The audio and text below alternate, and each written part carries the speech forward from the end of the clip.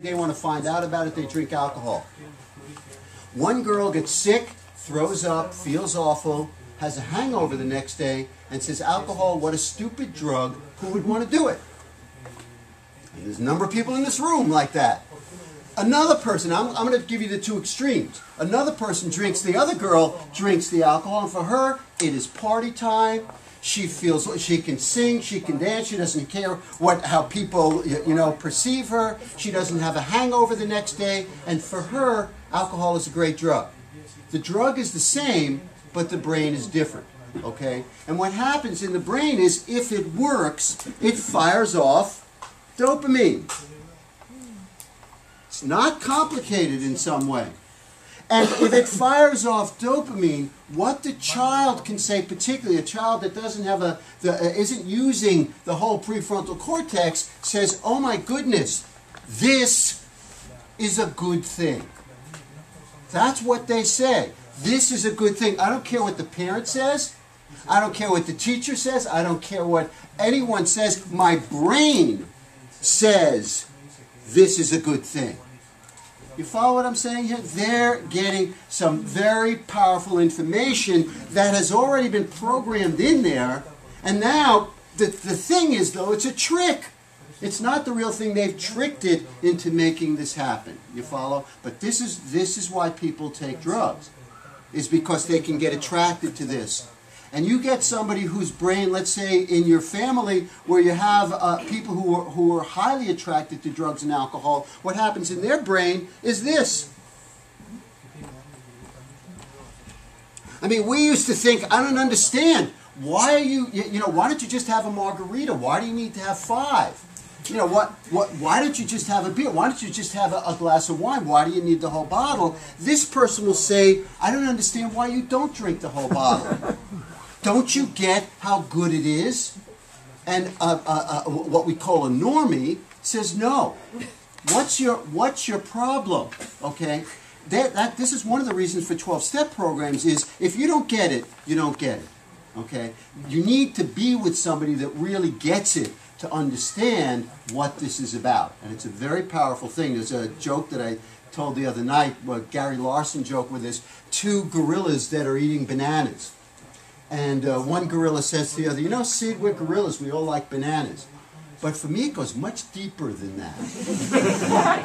And for some people, it goes much deeper than that. You got it? But one way or the other, if you get this reward, now all of a sudden, you're getting some information in your brain that's saying this is a good thing.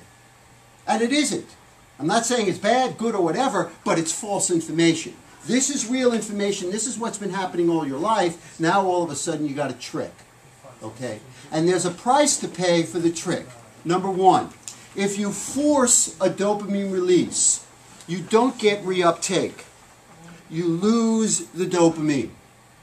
This is one of the reasons why somebody that takes a drug, after the drug wears off, they feel more down than they did before. And the reason they feel more down is that they lost the dopamine. Make sense? Second thing is that if they do it, part of the message from the brain is, I like that, I want to do it again. I got a reward. And once I start to get that reward, my brain, that's not used to receiving all this dopamine, begins to set up a whole lot more dopamine receptor sites that are saying, okay, we're ready now. Now we understand what you mean by partying. Now we're ready here for this stuff, okay? And so I begin to link up and have an expectation that I'm going to get this level of dopamine to come out. So now all of a sudden my brain starts to set up this way. This part of the brain, the receiving part of the brain, starts to get a little duller. So I need a little bit more to make this thing happen. So my brain begins to make a huge adjustment. And what happens with kids is that the pleasure center of the brain begins to change. And so part of my issue is playing with the pleasure center of the brain, and it takes quite a while to come back. The other is the loss of dopamine. And the most important thing to me is that all of a sudden, this has got my interest. And so instead of having to develop these things here, I got a quick and easy way to do it, and it's got my interest. And I can, and with marijuana, what I can do is I start to smoke marijuana or drink alcohol, and what do? I go try to find a friend who does the same thing, and I say to the friend, this is a good thing, right?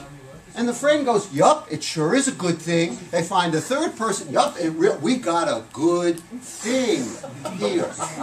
Then they read the newspaper, you know, pick up the Oakland Tribune all last week and the week before, you know, a joint is good for aching joints, you know, and marijuana is a good thing. It's a medicine, it's an herb, God put it on the planet for everybody to enjoy. So they start to get that affirmation out there, and they have the affirmation here, so now we make a holiday out of it. You all know about the holiday? 4/20, April 20th, is that's how good a thing it is that we also have a holiday for it. So we begin to create this whole culture that walks around, and that's a medicine, and I do believe it has medicinal value, absolutely, but we begin to create this whole culture that says it's a good thing, and the first thing that I want to teach kids is, it's a trick. It's not the real thing. You're playing with your brain, and you are profoundly playing with your brain when this happens. And I want to say something, which I think is a big myth that's been out there. I don't care whether the drug is alcohol, crystal meth, heroin, whatever. If it does this, this is what addiction is. This is what makes somebody want to go back and do it again and again. So marijuana, if this is the drug that works for you, then marijuana is absolutely addictive. And if you don't believe it, tonight, right now as we speak, if you just a block away at St. John's Church over here on College Avenue, there's a meeting right now. No, opposite. There's a meeting right now of what's called MA. Not Narcotics Anonymous, not Alcoholics Anonymous, MA, Marijuana Anonymous. And you go in that church and you walk in the room, and there are 50 people or more that are sitting around that room trying to figure out how they can stay off marijuana. So to say that marijuana is not an addictive drug is just, and I want to talk about marijuana a bit and do some teaching. Question, would you say cigarettes does the same thing, nicotine? No. What cigarettes do, though, which is very interesting, nicotine, it's a very powerful drug. Nicotine does actually four things that are really powerful. Number one is if you're tired and you smoke nicotine, it speeds you up and makes you more alert.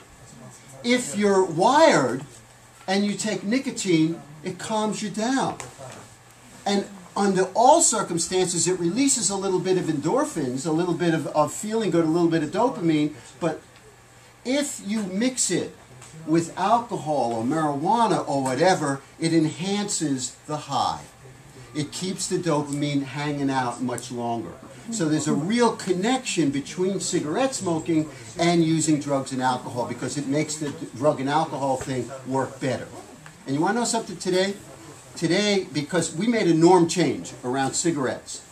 When I was at the county office, I started at the county office 13 years ago, about 30% of all kids in Alameda County on a high school smoke cigarettes. 30% on a high school campus smoke cigarettes. Today it's 12. Wow. And going down. There has been, you've seen it in the last 15 years, an enormous norm change around cigarettes that has filtered down to the kids as well. You know, now, well, if I have a friend that's drinking alcohol, I'm in high school now, if I have a friend that's drinking alcohol, smoking weed, even though I don't, it doesn't seem odd, you know, that it's accepted, and I would accept that from the friend.